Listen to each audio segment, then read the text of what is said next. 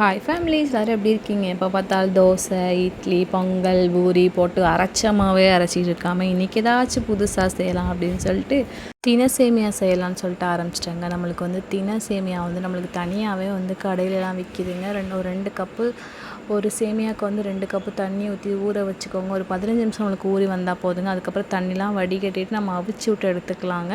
எங்கள் வீட்டில் வந்து நானே வளர்த்த வெங்காயத்தாள் இருந்துச்சுங்க. அது வந்து சேமியாவுக்கு போட்டால் நல்லாயிருக்கும் அப்படின்னு சொல்லிட்டு 2, 3 பறித்து எடுத்துக்கிட்டேங்க. ரொம்பவே ஃப்ரெஷ்ஷாக சூப்பராக இருந்துச்சுங்க. இது என்னென்ன காயெல்லாம் சேர்த்துக்கிறேன்னு பாருங்கள். வெங்காயம், தக்காளி, கேரட்டு, பீன்ஸு, கொஞ்சமாக வந்து நான் புதினாவும் அந்த வெங்காயத்தாலும் சேர்த்துருக்கேன். அப்புறம் வந்துட்டு காலிஃப்ளவர் சேர்த்துருக்கேங்க. கொஞ்சமாக நல்லெண்ணெய் ஊற்றி 2 முட்டையை வந்து நல்லா வந்து வதக்கி விட்டு எடுத்துக்கலாங்க. கொஞ்சமாக உப்பு, கொஞ்சமாக மிளகாத்தூள் மட்டும் போட்டு வதக்கி எடுத்துக்கோங்க. அதுக்கப்புறம் நல்லெண்ணெய் சேர்த்து எல்லா காயையும் வந்து அதுக்கப்புறம் 1 பை 1 இறக்கி விட்டு வதக்கி விட்டு எடுத்துக்கலாங்க. வதக்குனா தாங்க நல்லாயிருக்கும், சும்மா போட்டுறாதீங்க. வதக்கி விட்டு 1 பை 1 போட்டு நம்ம வதக்கி விட்டு எடுத்துக்கலாங்க. நல்லா சுருண்டு வந்ததுக்கப்புறம் நம்ம கொஞ்சமாக தண்ணியை ஊற்றி நம்ம காயெல்லாம் சுண்டி வேக வைப்போங்கள, அந்த மாதிரி நம்ம வேக வச்சு எடுத்துக்கலாங்க. நம்ம வந்து உரப்புக்காக நான் எதுவுமே சேர்க்கலைங்க. ஒரே ஒரு மிளகா மட்டும் தான் சேர்த்துருக்கேன். அதில் உள்ள ஃப்ளேவரே நம்மளுக்கு சூப்பராக இருக்குங்க.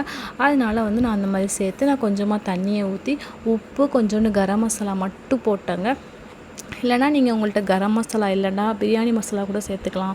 அப்படி இல்லைனா நம்ம ஜீரகத்தூள் நார்மலாக நம்ம வீட்டில் வச்சுருக்க ஜீரகத்தூளே நம்ம சேர்த்து கூட நம்ம அவிச்சு விட்டுக்கலாங்க. பாருங்கள், நல்லா கொஞ்சமாக தண்ணி ஊற்றி நான் மூடி போட்டேங்க. பாருங்கள், இந்த அளவுக்கு நம்மளுக்கு புகை சுருண்டு வந்துருச்சுங்க. புகையாதாங்க தெரியுது. இப்படி வர்றப்போ நம்ம சேமியா நம்ம அவிச்சு வச்சுருந்தோம் இல்லையா, அதை கொட்டி நல்லா வதக்கி விட்டுருங்க. பாருங்கள், சூப்பராக இருக்குது பாருங்கள். இதுக்கப்புறம் முட்டையும் புதினா எல்லாத்தையும் போட்டு வதக்கி விட்டுக்கலாங்க. அவ்வளோதாங்க, ஈஸியான சேமியா பிரியாணி வந்து ரெடி ஆயிடுச்சுங்க. உங்கள் வீட்டில் அந்த மாதிரி தானிய சேமியாலாம் வாங்கி கண்டிப்பாக ட்ரை பண்ணி பாருங்கள். ரொம்பவே நல்லா இருந்துச்சுங்க. வீடியோ பிடிச்சா லைக் பண்ணுங்கள், ஷேர் பண்ணுங்கள், கமெண்ட் பண்ணுங்கள். மறக்காமல் நம்ம ரிஃபாத் கிச்சன் சேனலை சப்ஸ்கிரைப் பண்ணிட்டு பாருங்கள். கவலைலாம் வந்து சந்தோஷமாக சமைங்க, சந்தோஷமாக சாப்பிடுங்க. தேங்க்ஸ் ஃபார் வாட்சிங். பாய்.